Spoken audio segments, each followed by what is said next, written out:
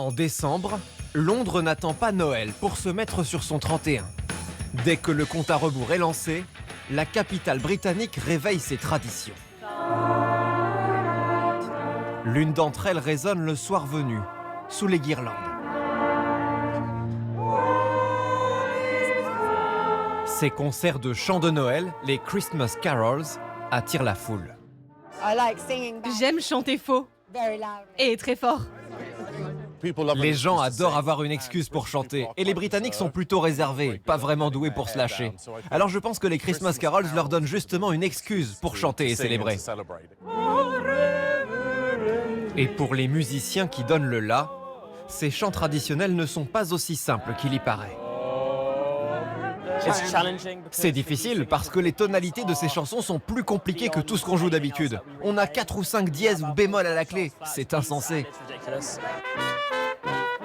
Le charme d'une place de village, dans une métropole mondiale. Mais en décembre, Londres a aussi un tout autre visage, survolté. Hyde Park devient un parc d'attractions éphémère. Les immeubles disparaissent sous les décorations. Dans le temple du shopping et de la consommation, c'est Noël en perfusion pour les touristes. Il faut s'imprégner vraiment de l'esprit de Noël avec les marchés, les neiges artificielles, les décorations, enfin tout ça c'est magique. Ça fait 28 ans que j'habite à Londres et chaque année j'ai fait le tour des centres de Londres.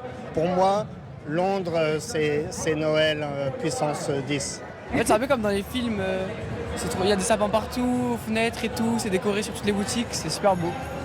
Londres est un décor phare des comédies romantiques de Noël.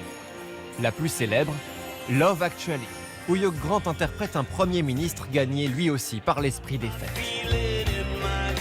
Faute de pouvoir visiter Downing Street, beaucoup se ruent vers un autre lieu de tournage, cette patinoire, considérée comme l'une des plus belles au monde. C'est clairement la meilleure. Le cadre, les bâtiments autour, le sapin de Noël. C'est le Londres carte postale. Nous venons chaque année et nous le ferons jusqu'à nos 80 ans.